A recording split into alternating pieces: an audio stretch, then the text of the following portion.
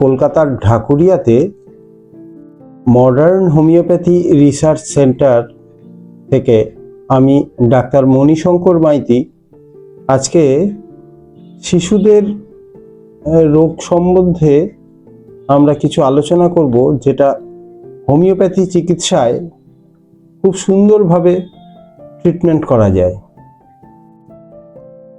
শিশুদের ক্ষেত্রে বাচ্চারা যখন জন্মায় তখন এখনকার দিনে বেশিরভাগই সিজারিয়ান সেকশন ডাক্তারবাবুরা করেন এবং কিছু গভর্নমেন্ট হাসপাতালে কিছু নর্মাল ডেলিভারি হয়। নর্মাল ডেলিভারি খুবই কমে গেছে।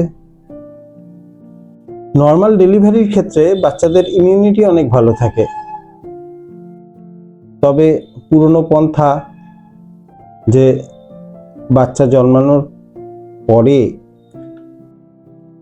যতক্ষণ পর্যন্ত না ফুল বা প্লাসেন্টা বেরিয়ে আসে ততক্ষণ পর্যন্ত নাড়ি কাটা হতো না। আগেকার দিনে দাইমারা ফুল বেরিয়ে এলে তবেই নাড়ি কাটতেন। বেশ কিছুদিন ধরে ডাক্তারবাবুরা সিজারিয়ানের দিকে বেশি ঝোঁক দিলেন বা সিজারিয়ান সেকশনের দিকে বেশি ঝোঁক দিলেন, ফলে বাচ্চা বের করার সঙ্গে সঙ্গেই নাড়ি কেটে দেওয়া হতো, যার ফলে বহু বাচ্চা অসুস্থ হয়ে পড়তো, মারা যেত। বর্তমানে একটা নতুন প্রসেস, অর্থাৎ পুরনো প্রসেসকে নতুন রূপে নিয়ে এসছে। সেটা হচ্ছে যে যতক্ষণ পর্যন্ত না প্লাসেন্টা বেরিয়ে আসে ততক্ষণ নাড়ি কাটা হচ্ছে না। নাড়ি না কেটে অপেক্ষা করার পরে যখন প্লাসেন্টাটা বেরিয়ে আসছে তারপরে নাড়িটা কাটা হচ্ছে। এতে দেখা যাচ্ছে যে অনেক বাচ্চারা বাচ্চাদের সুস্থ হওয়ার ক্ষমতাটা অনেক বেশি হচ্ছে, বা বাচ্চারা ভালো থাকছে, ইমিউনিটি ভালো হচ্ছে, এবং গ্রামগঞ্জের দিকে বা ম্যালনিউট্রিশনে কিংবা বিভিন্ন অসুখের কারণে বাচ্চারা মারা যাচ্ছে কম। কিন্তু নাড়িটা আগে কেটে দিলে যে সংখ্যায় বাচ্চাগুলো মারা যাচ্ছিল তার তুলনায় মৃত্যুহার অনেক কমে গেছে। সেই খান থেকেই আমরা শুরু করি হোমিওপ্যাথি। বাচ্চা জন্মানোর পরে যে কোনো অসুখে, ধরুন বাচ্চা জন্মেছে, তারপরে তার জন্ডিস ডেভেলপ করেছে, যেটাকে বলা হয় ফিজিওলজিক্যাল জন্ডিস। এক্ষেত্রে বিভিন্ন হাসপাতালে রে থেরাপি দেওয়া হয়। সেটা সায়েন্টিফিক, রে দিয়ে ট্রিটমেন্ট করে জেনারেল অবস্থায় বিলিরুবিনটা কমতে থাকে এবং আস্তে আস্তে কিছুদিন গেলে বাচ্চাটা সুস্থ হয়ে ওঠে। এক্ষেত্রে আমরা বলবো অবশ্যই আপনারা ওই ট্রিটমেন্ট করাবেন। প্রয়োজন হলে হোমিওপ্যাথির দ্বারস্থ হতে পারেন। যে ক্ষেত্রে বিলিরুবিনের মাত্রা খুব হাই, সহজে কমতে চাইছে না, সেক্ষেত্রে 2 ফোঁটা হোমিওপ্যাথি ওষুধ পড়লে মুখে, আশা করি বাচ্চাগুলো অনেক তাড়াতাড়ি ভালোর দিকে এগোবে। এছাড়া যারা প্রিম্যাচিওর বেবি, অর্থাৎ 280 দিন পূরণ হওয়ার আগে যে বাচ্চা ভূপৃষ্ঠে জন্মাতে হচ্ছে বা জন্মাচ্ছে, বা মায়ের আর্লি কোনো কমপ্লিকেশনের জন্য ডাক্তারবাবুরা সিজার করতে বাধ্য হচ্ছেন, কিংবা নর্মাল ডেলিভারির ফলেও যে বাচ্চা জন্মেছে, সেক্ষেত্রে যে কমপ্লিকেশনগুলো হয় সেক্ষেত্রেও কিন্তু হোমিওপ্যাথি খুব ভালো কাজ করতে পারে। বেশিরভাগ ক্ষেত্রে গভর্নমেন্ট হাসপাতালে গিয়ে এনআইসিইউ, পিকুতে অনেক বাচ্চারা থাকে, সেখানে সেই এনআইসিইউ বা পিকুতে গিয়ে সেখানে যদি হোমিওপ্যাথি 2 ফোঁটা ওষুধ দেওয়া যায়, সেক্ষেত্রে হোমিওপ্যাথি ওষুধে সেই বাচ্চাগুলোর ইমিউনিটি পাওয়ার অনেক বেড়ে যাবে এবং রোগ প্রতিরোধক ক্ষমতা বাড়ার জন্য অ্যালোপ্যাথি অ্যান্টিবায়োটিক বা অন্যান্য ওষুধের প্রয়োজনীয়তা অনেক কমে আসবে। এটা গেল একদম বাচ্চাদের বা একদম জন্মের পরের অবস্থা কথা নিয়ে কিছু বললাম। সময়ের সঙ্গে সঙ্গে বাচ্চাগুলো বয়স বাড়তে থাকে, দিনকে দিন বড় হয়। এখনকার দিনে বাবা মায়েদের একটাই মাত্র সন্তান হয়, সে ছেলেই হোক বা মেয়েই হোক, বিশেষত এডুকেটেড ফ্যামিলিতে। এবং অনেক ফ্যামিলিতে বাচ্চাই আসে না, সেই কারণে বারবার ডাক্তারের কাছে গিয়ে অনেক কষ্টে হয়তো একটা সন্তানের মুখ তারা দেখে। এই যে এত কষ্টে সেই সন্তানের মুখ দেখছে, সেই বাবা মারা খুব উদ্বিগ্ন থাকে এই বাচ্চাদের প্রতি। এইসব বাচ্চাদের ক্ষেত্রে ট্রিটমেন্টের ক্ষেত্রে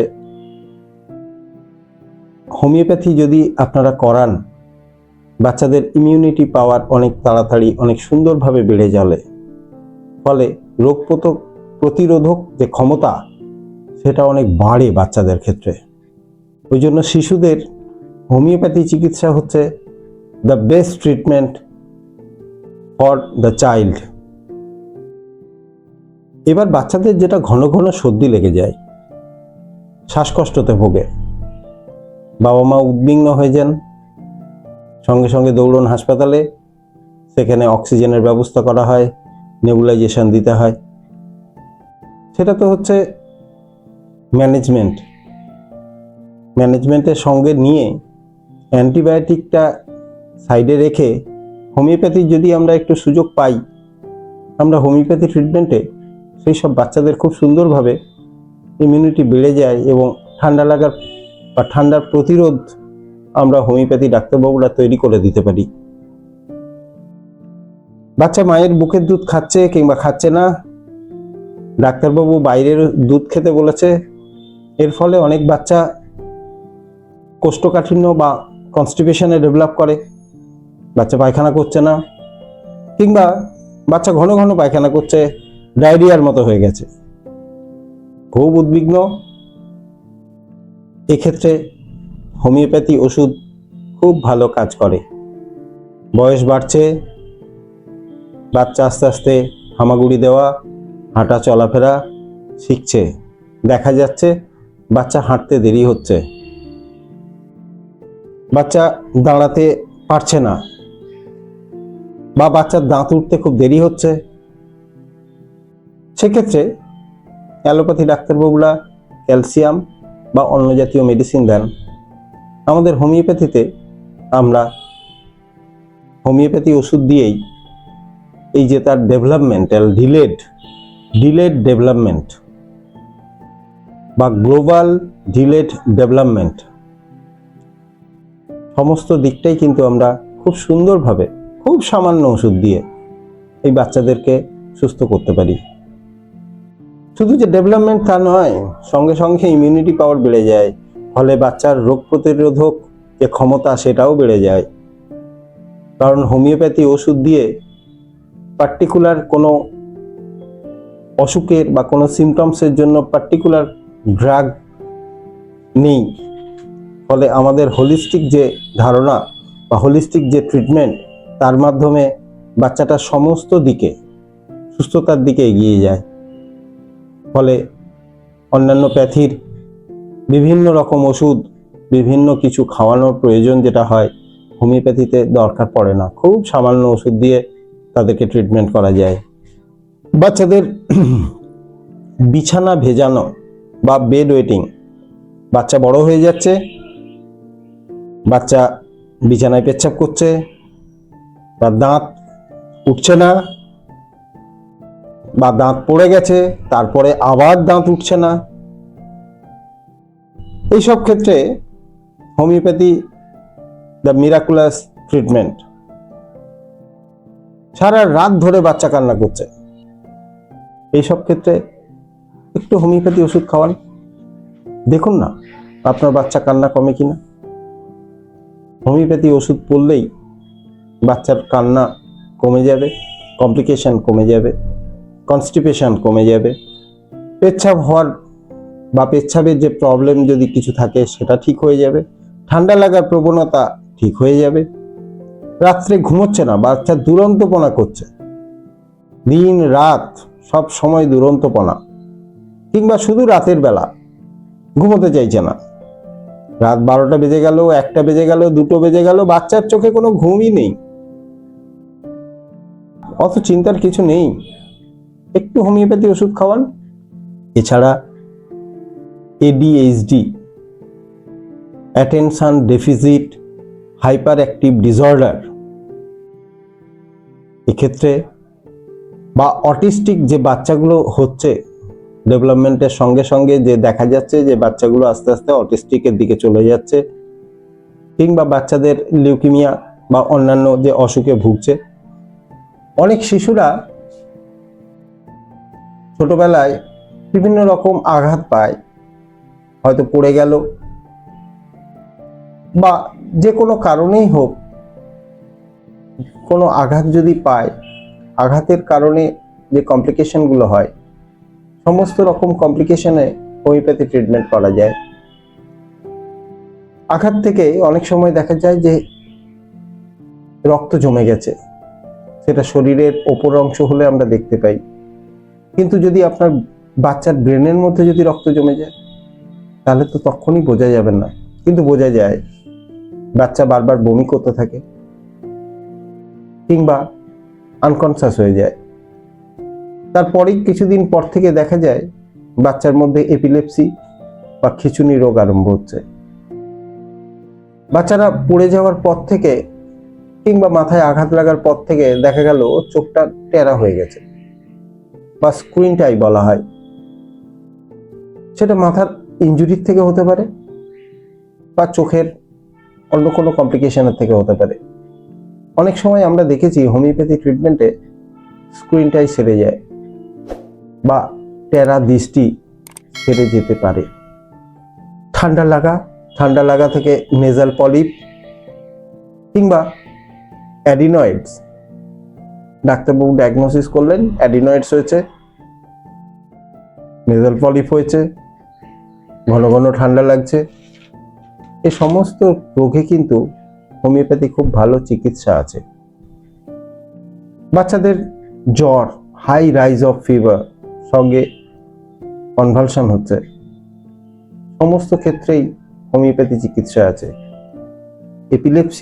এপিলেপসির জন্য সারা জীবন অ্যালোপ্যাথি ওষুধ খেতে হয়, কিন্তু হোমিওপ্যাথি চিকিৎসার মাধ্যমে এপিলেপসি আমরা খুব সহজে কন্ট্রোল করতে পারি, বিশেষত বাচ্চা অবস্থায় যদি এবং কারণটা যদি আমরা জানতে পারি। হেড ইনজুরির ক্ষেত্রে শিশু হোক কিংবা বয়স্ক মানুষের ক্ষেত্রে হেড ইনজুরির পরে অনেক রকম কমপ্লিকেশন ডেভেলপ করে। এপিলেপসি তো একটা বললাম, তাছাড়াও বিভিন্ন রকম কমপ্লিকেশন ডেভেলপ করে। যে কোনো কমপ্লিকেশনে homeopathy is the best treatment. Pregnant লেডির যে কোনো কমপ্লেনের ক্ষেত্রে,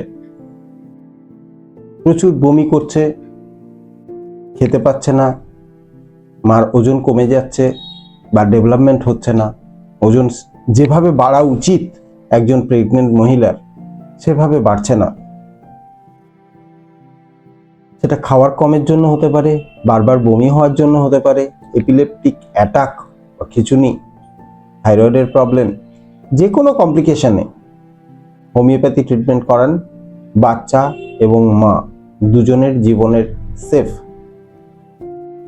আফটার ডেলিভারি বাচ্চাকে অবশ্যই মায়ের দুধ বা ব্রেস্ট ফিডিং করাবেন,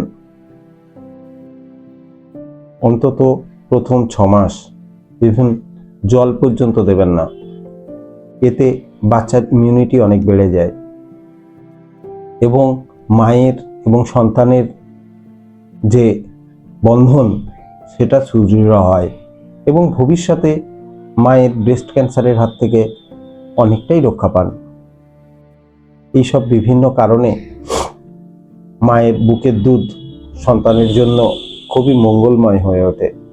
অনেক মারা ভাবেন যে আমার ব্রেস্টে মিল্ক সিক্রেশন হচ্ছে না বা দুধ সেরকম তৈরি হচ্ছে না, সেক্ষেত্রে বারবার বলবো সেই সব মায়েদের উদ্দেশ্যে আপনারা আপনার নিকটস্থ হোমিওপ্যাথির চিকিৎসকের কাছে যান। সেখানে যদি আপনার সমস্যার সমাধান না হয় তাহলে তো আমাদের মডার্ন হোমিওপ্যাথি রিসার্চ সেন্টার রয়েছে, তাহলে আমাদের কাছে আসুন। আমরা বলছি আপনার ব্রেস্টে মিল্ক ফিরিয়ে আনার ব্যবস্থা করব। বাচ্চাদের ভ্যাকসিনের ক্ষেত্রে বলবো, আপনারা নিয়মিত ভ্যাকসিন দিন সরকারি নিয়ম অনুযায়ী, এবং ভ্যাকসিন দেওয়ার পরে বাচ্চাগুলো যে অসুস্থতায় ভোগে, যে কোনো কমপ্লিকেশনের ক্ষেত্রে হোমিওপ্যাথি ট্রিটমেন্টে ভ্যাকসিনের যে সাইড এফেক্ট বা ব্যাড এফেক্টস অফ ভ্যাকসিন সেটা কন্ট্রোল করা যায়।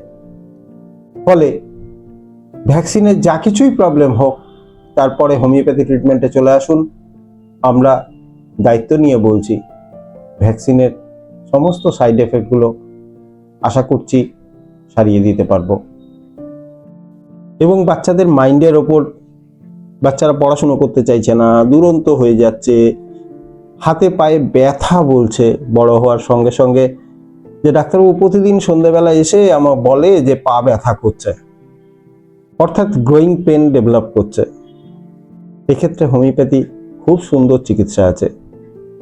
এছাড়া বাচ্চাদের স্কিন ডিজিজ থেকে আরম্ভ করে আপনি যা বলবেন, বাচ্চাদের সমস্ত রোগে homeopathy is the best treatment for all children's.